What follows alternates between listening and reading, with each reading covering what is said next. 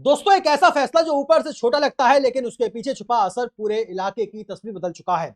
दरअसल कहानी शुरू होती है नेपाल से, जहां अचानक एक नया नियम लागू किया गया और आपको बता दें कि इसी एक फैसले ने भारत और नेपाल के रिश्तों में हलचल पैदा कर दी। कहा गया कि अगर कोई भी व्यक्ति भारत से नेपाल जाता है और उसके पास 63 रुपए से ज्यादा का सामान है तो अब उसे टैक्स देना होगा। और यही नहीं दोस्तों, सुनने में यह फैसला छोटा लगा लेकिन असली खेल यहीं से शुरू होता है और धीरे धीरे इसका असर दिखने भी लगा। माहौल अभी पूरी तरह शांत भी नहीं हुआ था कि भारत ने एक ऐसा कदम उठा लिया जिसने पूरी कहानी ही पलट दी। और आपको बता दें कि अब नेपाल से आने वाली गाड़ियों को भारत में पेट्रोल और डीजल नहीं मिलेगा।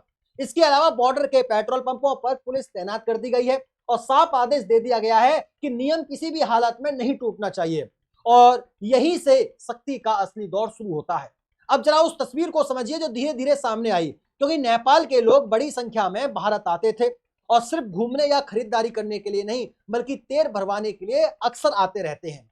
और वजह थी कीमतों का फर्क, क्योंकि आपको बता दें कि नेपाल में पेट्रोल डीजल महंगा है जबकि भारत में सस्ता है। और यही फर्क एक मौके में बदल गया और फिर धीरे धीरे एक पूरा नेटवर्क तैयार हो गया जहां लोग भारत आते, टैंक फुल करवाते और फिर वही तेल नेपाल में ऊंचे दामों पर बेच देते। और यही नहीं दोस्तों, शुरुआत में यह कुछ लोगों तक सीमित था लेकिन धीरे धीरे यह एक लहर बन गया और इसी लहर ने बॉर्डर के पेट्रोल पंपों पर जबरदस्त दबाव डालना शुरू कर दिया और हालात ऐसे हो गए कि भारतीय किसान और ट्रांसपोर्ट खुद लाइन में खड़े नजर आने लगे। कई जगहों पर तो पेट्रोल खत्म होने की नौबत आ गई और यहीं से भारत ने अपना असली कदम उठाया, क्योंकि अब नियम इतना सख्त कर दिया गया है कि नेपाली नंबर प्लेट वाली किसी भी गाड़ी को एक बूंद तेल नहीं मिलेगा। चाहे छोटा वाहन हो या बड़ा, कोई फर्क नहीं पड़ेगा। इसके अलावा जो लोग कैन या कंटेनर में तेल ले जाते थे उनके लिए भी रास्ता पूरी तरह बंद कर दिया गया है। और यही नहीं दोस्तों, हर रास्ता, हर चाल, सब पर ताला लग चुका है। लेकिन कहानी में ट्विस्ट अभी बाकी है, क्योंकि आपको बता दें कि भारत ने सिर्फ तेल पर ही रोक नहीं लगाई बल्कि बॉर्डर की निगरानी का पूरा तरीका बदल दिया है।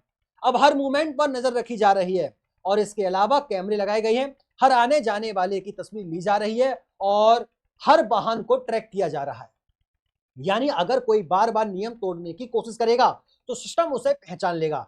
फिलहाल नेपाल ने कहा कि उन्हें नुकसान हो रहा है इसलिए उन्होंने टैक्स लगाया, लेकिन इसके जवाब में भारत ने दिखा दिया कि अगर नुकसान यहां होगा तो जवाब भी यहीं से दिया जाएगा और ऐसा आएगा कि हर कोई महसूस करेगा। और अब माहौल पहले जैसा नहीं रहा, हर कदम सोच समझकर उठाया जा रहा है और हर फैसला एक संकेत दे रहा है कि खेल अभी सीधा नहीं रहा। अब यही नहीं, हर चाल के पीछे एक नई चाल छुपी हुई है।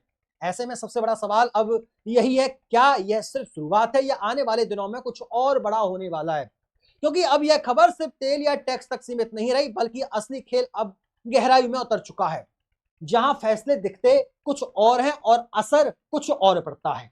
और आपको बता दें कि यह एक तरह का टेस्ट भी हो सकता है, क्योंकि भारत ने सीधे बड़े स्तर पर जवाब देने की बजाय पहले बॉर्डर पर दबाव बनाया है। इसके अलावा मैसेज भी साफ दे दिया गया है नेपाल सरकार को कि नेपाल दरवाजा अभी पूरी तरह बंद नहीं किया गया है। अगर नेपाल अपने फैसलों में बदलाव करता है तो हालात जल्दी सामान्य हो सकते हैं, लेकिन अगर नहीं करता तो यही छोटा कदम आगे चलकर बड़े आर्थिक दबाव में बदल सकता है। फिलहाल हालिया रिपोर्ट बता रही है कि नेपाल के पीएम जल्दी भारत की विजिट पर आ सकते हैं, यानी कि यह एक तरीके का संकेत है कि नेपाल भारत से रिश्ते सुधारना चाहता है। एक दिलचस्प स्थिति यहां बनती है क्योंकि नेपाल की अर्थव्यवस्था काफी हद तक भारत पर निर्भर है, चाहे रोजमर्रा का सामान हो, फ्यूल हो या ट्रेड के रास्ते हो। और अगर बॉर्डर पर सख्ती ऐसी ही बढ़ती रही तो नेपाल के अंदर ही असंतोष बढ़ सकता है, जिससे व्यापारी और आम लोग सरकार पर दबाव डाल सकते हैं। लेकिन दूसरी तरफ नेपाल भी चुप बैठने वाला नहीं दिखता और वह नए विकल्प तलाश सकता है, जिसमें दूसरे देशों से व्यापार बढ़ाना या नए रास्ते खोलना भी शामिल हो सकता है। लेकिन हाल ही में इस नई रिपोर्ट को देखिए जिसमें बताया जा रहा है कि नेपाल की जो नई सरकार है वह चीन के साथ पहले किए गए इंफ्रास्ट्रक्चर समझौते की दोबारा से जांच करवाने वाली है, जो यह दिखाता है कि नेपाल का ट्रस्ट चीन पर नहीं है। यानी इससे एक बात साफ हो जाती है कि नेपाल भारत से दूरियां नहीं बनाना चाहता, क्योंकि देखा जाए तो भारत के बिना नेपाल के लिए हर विकल्प महंगा और मुश्किल हो जाता है। और अब सबसे दिलचस्प बात यह है कि कैमरा ट्रैकिंग और सख्त निगरानी करने का भारत ने जो कदम उठाया है यह सिर्फ आज की समस्या के लिए नहीं लगती, बल्कि यह एक लंबी रणनीति का हिस्सा हो सकता है। भविष्य में यही सिस्टम सिर्फ तेल नहीं बल्कि हर तरह के क्रॉस बॉर्डर व्यापार को कंट्रोल कर सकता है। और इसके अलावा इसका मतलब साफ है कि भारत धीरे धीरे अपने बॉर्डर को एक स्मार्ट कंट्रोल जोन में बदल रहा है और यहीं से एक बड़ा बदलाव शुरू हो जाता है, जहां आने वाले समय में छोटे लेवल की तस्करी या अनौपचारिक व्यापार लगभग खत्म हो जाएगा और एक तरफ अवैध कमाई रुकेगी तो दूसरी तरफ बॉर्डर पर रहने वाले लोगों की जिंदगी भी बदल जाएगी। अब अगर थोड़ा आगे की सोचें तो यह मामला सिर्फ भारत और नेपाल तक सीमित नहीं रहेगा। अगर भारत इस तरह के कदमों से अपने नुकसान को रोकने में सफल रहता है तो यही मॉडल दूसरी सीमाओं पर भी लागू हो सकता है। और सबसे बड़ा ट्विस्ट यही छुपा हुआ है कि यह टकराव जितना दिख रहा है उतना सीधा नहीं है और हो सकता है कि पर्दे के पीछे बातचीत भी चल रही हो। जहां एक तरफ बाहर से शक्ति दिखाई दे रही हो तो वहीं अंदर ही अंदर समझौते की जमीन तैयार हो रही हो। और आने वाले दिनों में तस्वीर दो तरह से बदली हुई दिखाई दे रही है, या तो तनाव बढ़ेगा या नियम और सख्त होंगे या फिर अचानक से कोई ऐसा फैसला आएगा जो सबको चौंका देगा और दोनों देशों के रिश्ते फिर से सामान्य रास्ते पर लौट सकते हैं। और देखा जाए तो जो अभी सामने है वह सिर्फ सतह है, असली हलचल नीचे चल रही है और आने वाले समय में यह मामला एक नए मोड़ पर जा सकता है। संभावना सबसे पहले वहीं से शुरू होती है जहां आम लोग खड़े हैं। और आपको बता दें कि नेपाल के अंदर धीरे धीरे दबाव बढ़ेगा क्योंकि असर सीधा जेब पर पड़ता है। जब सामान महंगा होगा, तेल की दिक्कत होगी और रोजमर्रा की चीजें मुश्किल में होंगी तो वहां की जनता और व्यापारी सरकार से जवाब मांगेंगे। यही वो पॉइंट होने वाला है जहां नेपाल को अपने फैसले पर दोबारा सोचने के लिए मजबूर होना पड़ेगा और अचानक से कोई नरमी दिखे, नियमों में ढील दी जाए, ऐसा होना बिल्कुल मुमकिन है। लेकिन दूसरा पहलू भी उतना ही दिलचस्प है क्योंकि भारत ने जो सख्ती शुरू की है वो शायद यही रुकने वाली नहीं है।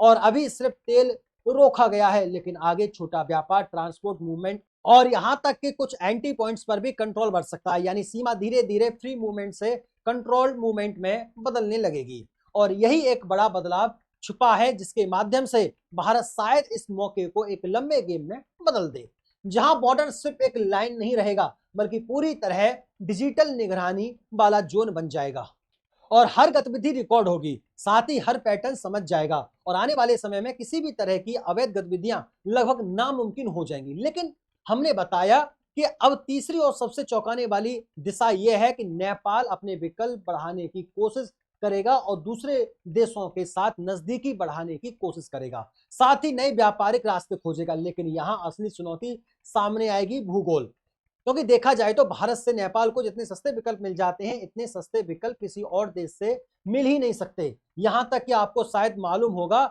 लेकिन बड़ी मात्रा में डीजल और पेट्रोल के तेल टैंकर लोड होकर भारत से ही नेपाल में जाते हैं, क्योंकि आपको जानकर हैरानी होगी कि नेपाल के पास एक भी तेल रिफाइनरी नहीं है। बाकी आपको क्या लगता है, क्या भारत नेपाल के वाहनों को तेल देना बंद करके सही फैसला किया या नहीं? अपनी राय कमेंट बॉक्स के माध्यम से हमें जरूर बताइएगा। अगर वीडियो अच्छी लगी हो तो एक लाइक कर देना, दोस्तों में शेयर कर देना और चैनल को सब्सक्राइब जरूर कर दीजिएगा। फिर मुलाकात होती है शानदार, दिलचस्प, बेहतरीन अपडेट के साथ। तब तक के लिए नमस्कार, राधे राधे, राम राम, जय श्री राम, जय हिंद, जय भारत, वंदे मातरम।